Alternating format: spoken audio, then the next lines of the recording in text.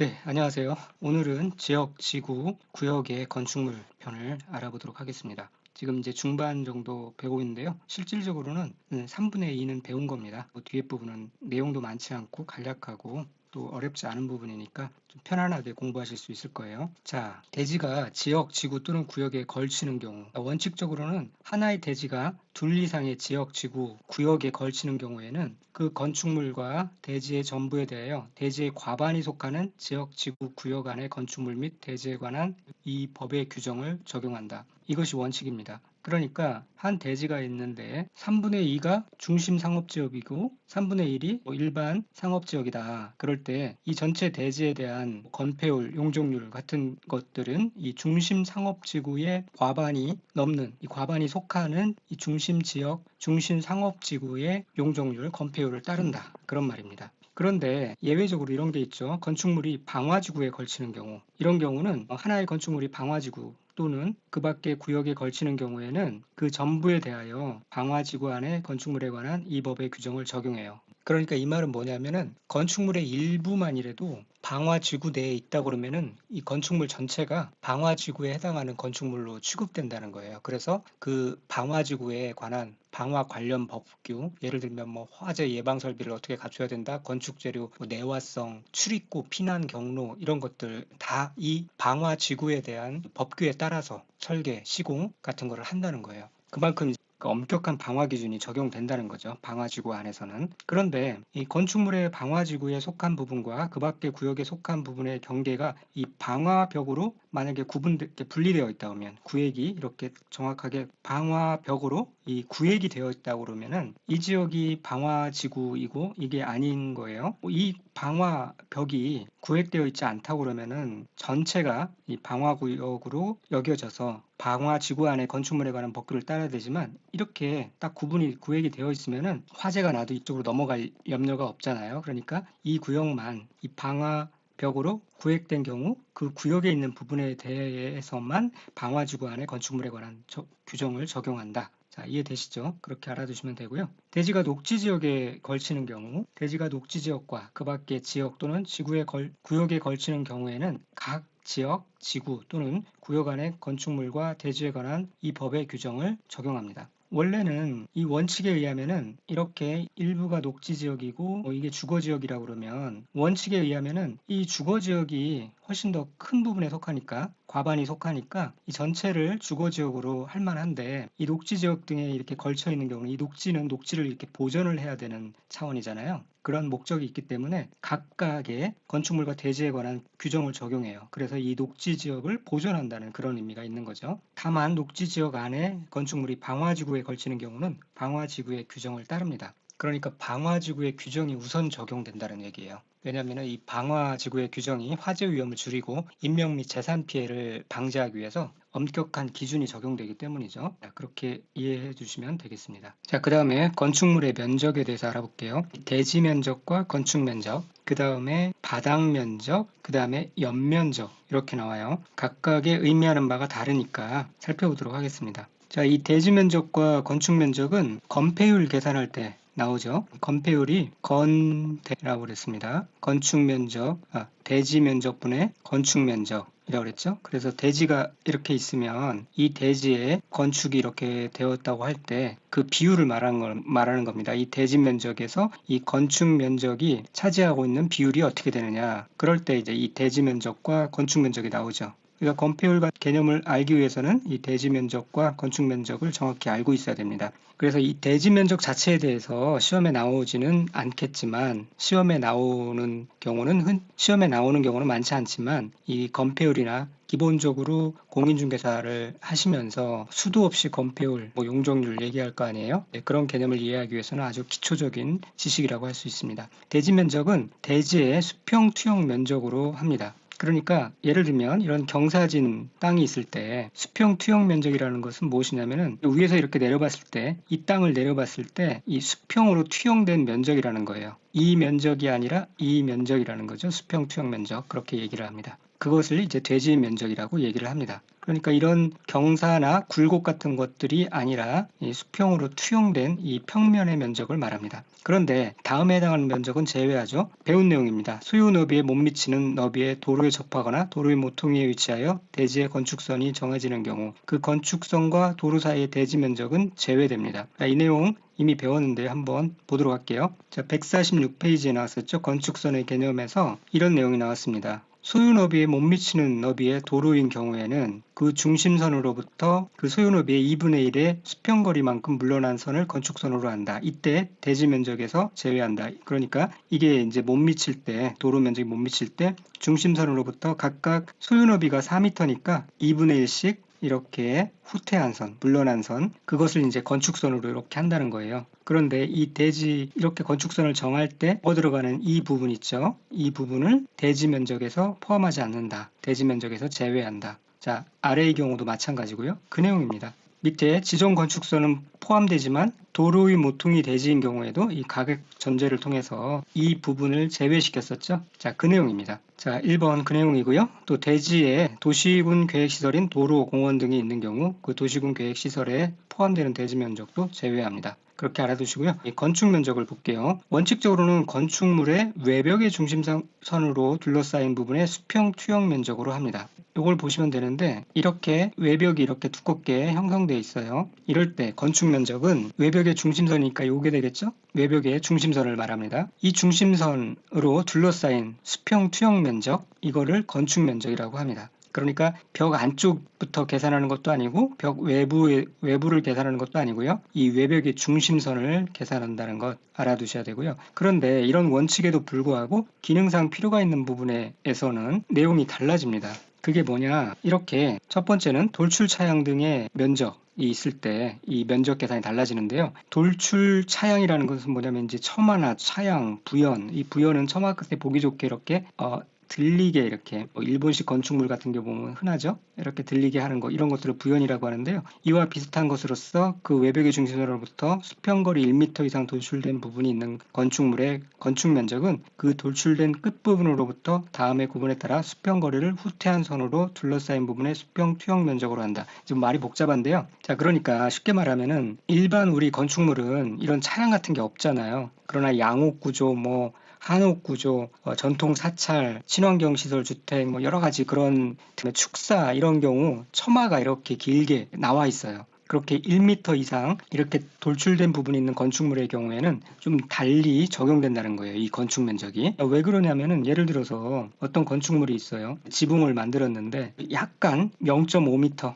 정도 한 거는 봐줄 수 있어요. 이 건축 면적은 이렇게 외벽의 중심선으로 하면 되겠죠. 그런데 이 주인이 욕심을 부려가지고 이거를 뭐 한 3m 이렇게 한다. 이렇게 해도 이거를 건축 면적으로 이렇게 계산을 해버리면은 누구나 다 이렇게 차양을 넓게 할 수가 있겠죠. 어차피 이거는 건축 면적이 계산을 안 하니까요. 그러니까 이런 이제 예외적인 규정을 둔 건데 이게 1m 이상 돌출돼 버리면은 1m까지는 이제 봐주겠다 이거예요. 그런데 1m 이상 돌출돼 버리면은 1.5m라고 그러면은 여기서 1m를 후퇴해 버리면은 0.5m가 남죠. 0.5m까지 건축 면적을 계산하겠다는 거예요. 그러니까 마음대로 많이 못 늘리겠죠. 그래서 일반적인 건축물은 1m까지는 봐주겠다 이거예요. 이게 허용하는 그러한 수치라고 보시면 됩니다. 한옥은 2m까지 봐주겠다는 거예요. 한옥은 처마가 좀 넓죠.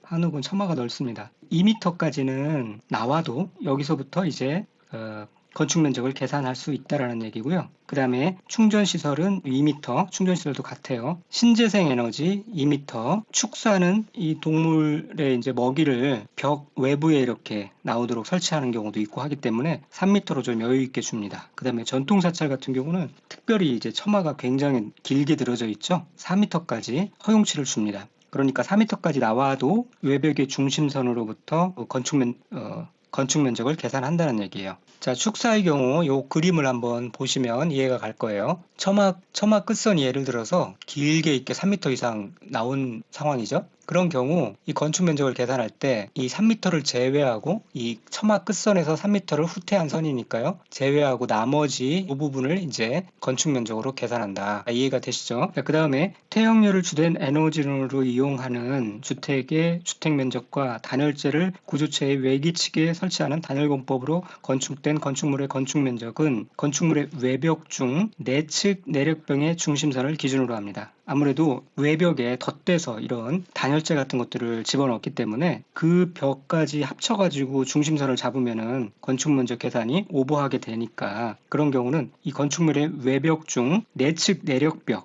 그러니까 실제 벽의 중심선을 기준으로 한다. 그렇게 이해하시면 되겠습니다. 그래서 이 수치를 시험에 자주 나오는 것도 아니고 중요한 것도 아니지만 나중에라도 이렇게 여유가 있으실 때 외워두시면 되겠습니다. 자, 그 밖의 건축물이 1m고요. 1m까지 허용하고 한충신, 그 한충신이 있어요. 그 한충신이 자, 그래서 2m고요. 축사는 3m라고 그랬죠. 안에서 전통 사찰은 4m예요. 전사. 그렇게 암기하셔도 되고 몇 번 보시면은 알 겁니다. 이해하시면 될 거예요. 축사는 한 3m 정도 나와 있어야 되죠. 전통 사찰이 제일 길어요. 4m. 그 다음에 신재생 에너지, 그 다음에 한옥, 충전시설 이런 것들이 2m. 그 다음에 그 밖에는 일반적으로 1m 그렇게 암기하시면 되겠습니다. 그 다음에 이 아래에 있는 경우도 건축 면적에 산입하지 않는데요. 지표면으로부터 1m 이하에 있는 부분 그리고 창고 중 물품을 입출고하기 위해서 차량을 접안시키는 부분의 경우에는 1.5m 이하에 있는 부분 이런 부분은 건축 면적에 산입하지 않습니다. 그러니까 말하자면 이 지하에 깊이 있는 부분이 건물이 이렇게 들어서 있는 부분을 초과하더라도 이 건축 면적에 이게 포함되지 않는다는 거예요. 이게 1m 이하의 부분에 있는 이런 지하 공간은 건축 면적에 산입하지 않는다는 겁니다. 그 다음에 건축물 지상층에 일반이나 차량이 통행할 수 설치한 보행로나 차량 통로 이런 걸 말해요. 이 두 동이 공장 건물이 있고 이렇게 이 캐노피 형태로 설치를 해놓고 이 밑에 사람들이나 차량이 통행할 수 있도록 해놓은 그런 구조도 있죠. 시장에서도 볼 수 있고요. 이런 경우 이 아래의 면적은 건축 면적에 산입하지 않는다는 거고요. 건축물 지하층의 출입구 상부 그 다음에 지하주차장의 경사로, 생활 폐기물 보관시설 이런 것들은 건축 면적에 산입하지 않습니다. 그 다음에 이제 바닥 면적에 대해서 알아볼게요. 이 건축 면적은 건축물이 차지하고 있는 외벽의 중심선으로 둘러싸인 수평 투영 면적이라고 얘기를 했는데요. 바닥 면적은 건물의 각 층마다 바닥 면적이 있죠. 또는 벽, 기둥 그 밖에 이와 비슷한 구획의 중심선으로 둘러싸인 부분의 수평 투영 면적을 말해요. 그래서 키워드가 이제 바닥 건축 면적은 외벽의 중심이 이제 키워드가 되겠고요. 바닥 면적은 구획의 중심이 키워드가 되겠습니다. 그렇게 서로 구별해 주시고 바닥 면적의 경우도 특례 조항들이 있는데 벽, 기둥 등의 구획이 없는 건축물이 있어요. 이런 건축물이죠. 옆에 있는 건축물. 주유소 같은데 이런 건축물이 있습니다. 천정만 있고 없죠. 벽이 없어요. 이런 경우에 어떻게 바닥 면적을 계산할 것인가? 이거 천정만 있다고 바닥 면적을 계산 안 할 수는 없잖아요. 그럴 때 이 지붕의 끝부분부터 1m를 후퇴한 선으로 둘러싸인 수평 투영 면적을 바닥 면적이라고 합니다.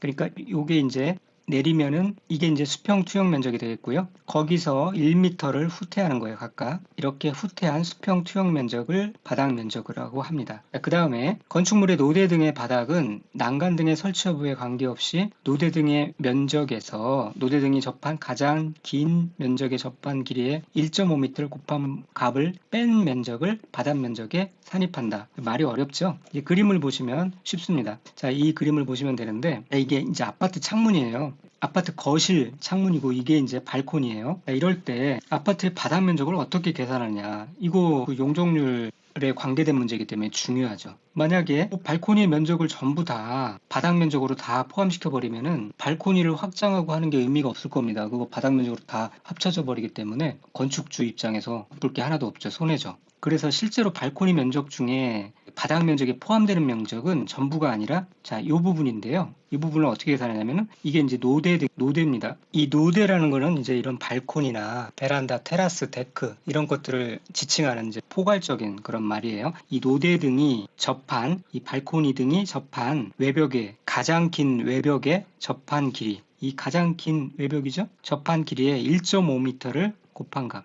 1.5m를 곱한 값. 그것을 뺀 면적을 이 바닥 면적에 산입한다. 여기서 보면 그림에서 보면요. 이 전체 면적은 A 곱하기 이 B가 되겠죠? A 곱하기 B가 될 거예요. 전체 면적이. 거기에서 이 면적을 빼야 됩니다. 그래서 이 면적은 뭐냐면은 2 곱하기 1.5가 되겠죠. B 곱하기 1.5를 빼면은 이 C 면적이 나올 거예요. 이 면적만 바닥 면적에 포함시키는 거예요. 그러니까 이 1.5m까지는 바닥 면적에 포함되지 않으니 서비스 면적이라고 할 수 있지만 그 이상 뭐 2m, 3m를 낼 수도 있겠지만 그게 다 바닥 면적으로 포함돼 버리거든요. 그러니까 굳이 베란다를 넓게 뽑을 필요 없이 실제 주택 안의 공간을 넓게 확보하는 게 좋겠죠. 용적률을 효율적으로 활용하려면요. 그래서 이 발코니를 너무 불필요하게 넓게 확장하지 못하도록 이런 규정을 두고 있는 겁니다. 자, 그렇게 이해를 하시고 암기를 할 때는 1.5m라는 이 숫자와 그 다음에 뺀 면적이다. 예를 들어서 이걸 더한 면적이라고 나올 수 있잖아요. 그러면 틀린 겁니다. 뺀 면적이다. 그 뺀 면적을 바닥 면적에 산입한다. 결국 산입되는 건 요 면적이다. 그렇게 이해를 해주시고 암기를 해주시면 되겠습니다. 그리고 대피 공간의 바닥 면적은 건축물의 각 층 또는 그 일부로서 벽의 내부선으로 둘러싸인 부분의 수평 투영 면적으로 합니다. 이 구획의 중심선이 아니라요. 벽의 내부선으로 둘러싸인 부분의 수평 투영 면적으로 합니다. 자, 그리고 이 바닥 면적에서 제외되는 것을 보도록 하겠습니다. 자, 필로티 등, 필로티나 그 밖에 이와 비슷한 구조, 이 부분은 그 부분이 공중의 통행이나 차량의 통행 또는 주차에 전용되는 경우와 공동주택의 경우에는 바닥 면적에 산입하지 아니합니다. 필로티는 뭔지 아시죠? 소위 이제 빌라 같은 데 보면은 1층은 텅 비어 있잖아요. 그리고 거기에 이제 차들이 주차되어 있고 그 다음에 2층부터 주택이 이루어져 있는데 이런 걸 이제 필로티 구조라고 하죠. 자, 이 사진에서 보시면은 이해하실 수 있습니다. 그런 이제 필로티나 그 밖에 이와 비슷한 구조, 필로티와 비슷한 구조라는 것은 역시 이렇게 텅 비어 있는 거예요. 벽 면적의 2분의 1 이상이 그 층의 바닥면에서 위층 바닥면 아래까지 공간으로 된 것. 이런 것은 그 부분이 여러 사람들의 어떤 통행이나 차량의 통행 또는 주차에 이렇게 이용되는 경우 바닥 면적에서 제외된다는 것이고요. 자, 여기서 이 문장을 잘 이해하셔야 돼요. 문장 구조를. 여기서 이제 끊으셔야 됩니다. 이 필로티나 이와 비슷한 구조가 그 부분이 공중의 통행이나 차량의 통행 또는 주차에 전용되는 경우 그리고 공동주택의 경우 그런 경우에는 바닥 면적에 산입하지 아니합니다. 그렇게 읽으시면 이해가 되시겠죠? 자, 그 다음에 승강기탑도 바닥 면적에서 제외가 되는데요. 다만 구체적으로 이런 규정이 있습니다. 승강기탑, 그러니까 엘리베이터를 설치하려면은 옥상에, 아파트 옥상에 이 승강기탑이 있어요. 거기서 기계실 같은 게 필요한 거죠. 그걸 이제 승강기탑이라고 하는데 이러한 승강기탑, 그 다음에 계단탑, 장식탑 이런 것들이 있는 그 다음에 다락 그리고 건축물의 내부에 설치하는 냉방 설비 배기장치 전용 설치 공간, 건축물의 외부 또는 내부에 설치하는 굴뚝, 더스트 슈트, 설비 덕트와 옥상 옥외 또는 지하에 설치하는 물탱크, 기름탱크, 냉각탁, 정화조, 도시가스 정압기름을 설치하기 위한 구조물 이런 것들은 바닥 면적에 산입하지 않습니다. 자, 그런데 이 다락의 경우는 층고가 1.5m 이하일 때 그럴 때 바닥 면적에 산입하지 않고요. 그것을 넘어버리면 그냥 한 층으로 보는 거예요. 바닥 면적에 산입을 해버립니다. 그래서 다락은 천장이 낮죠. 사람이 이렇게 성인이 서 있기가 힘든 구조로 되어 있죠. 그리고 이 다락도 이 평다락이 있는 반면에 또 경사진 형태의 그런 지붕이 있을 수 있잖아요. 그런 경우에는 가장 높은 곳이 1.8m 이하여야 됩니다. 그러니까 어떤 곳은 성인이 서 있을 수도 있고요. 웬만한 성인은 어떤 곳은 굽해야 되고요. 경사진 형태의 경우는 1.8m까지 가장 높은 부분이 1.8m까지 허락이 된다. 그럴 때 바닥 면적에서 산입 빼줄 수 있다. 네, 그렇게 이해하시면 되겠고요. 공동주택으로서 지상층에 설치한 기계실, 전기실, 어린이 놀이터, 조경시설 및 생활 폐기물 보관시설 등의 면적은 또 바닥 면적에 산입하지 않고요. 사용 승인을 받은 후 15년 이상이 되어 리모델링이 필요한 건축물을 리모델링하는 경우로서 미관 양상, 열의 손실 방지 등을 위하여 외벽에 부가하여 마감재 등을 설치하는 부분은 바닥 면적에 산입하지 않습니다. 그러니까 이게 단열을 위해서 외벽에 이제 덧대서 뭔가 할 경우에는 그 덧댄 부분을 바닥 면적에 산입하지 않는다는 거고요. 지하 주차장의 경사로도 바닥 면적에 산입하지 않습니다. 대피 공간 또는 발코니의 면적 중 인접 세대가 공동으로 설치하는 경우 4제곱미터까지, 각 세대별로 설치하는 경우 3제곱미터까지 바닥 면적에 산입하지 않는다. 알아두시고요. 그 다음에 연면적에 대해서 알아보도록 하겠습니다. 하나의 건축물 각 층의 바닥 면적의 합계입니다. 각 층의 바닥 면적이 있죠? 이것을 합한 것을 연면적이라고 부른다는 겁니다. 그래서 연면적은 용적률 계산할 때 등장하죠. 이 용적률은 뭐냐면은 연대라고 그랬죠. 연면적, 대지면적. 그래서 이 대지면적 분의 연면적입니다. 그때 이 연면적이 나오는데요. 그 연면적은 건물의 각 층의 바닥 면적의 합계인데, 이렇게 용적률을 계산할 때는 연면적 계산할 때 제외되는 게 있어요. 그게 뭐냐? 이 밑에 네 가지인데요. 이 지하층의 면적은 용적률을 계산할 때에 바닥 면적의 합계로 계산하지 않습니다. 그 지하층에 설치한 기계실, 전기실이 포함되고요. 지상층의 주차장으로 쓰이는 면적, 이것도 연면적으로 보지 않습니다. 용적률을 산정할 때 바닥 면적의 합계로 계산하지 않습니다. 그리고 대피 공간도 그렇고요. 그 다음에 피난 안전구역도 그렇습니다. 그래서 여기서 보시면은 연면적은 그냥 우리가 연면적이라고 할 때 이 지하층도 지상층의 각 층의 바닥 면적 다 연면적에 포함됩니다. 그래서 건축물의 연면적 얘기할 때는 이걸 다 포함하지만, 우리가 용적률을 산정할 때는 그럴 때 연면적은 이 지하층이 빠지고 이 지상층만 계산한다. 이렇게 빠지는 것들이 4개가 있어요. 지주, 대피. 연면적은 각 층 바닥 면적의 합계인데 용적률을 산정할 때는 지주, 대피해야 합니다. 그래서 지하층의 면적, 주차장, 대피 공간, 피난 안전구역, 이런 것들은 용적률을 산정할 때 빼주어야 합니다. 자, 오늘은 여기까지 하고요. 다음 시간에 건축물의 높이, 층수 등에 대해서 알아보도록 하겠습니다. 믿고 따라오시면 단시간에 원하는 점수를 충분히 획득할 수 있도록 그렇게 도와드리겠습니다. 감사합니다.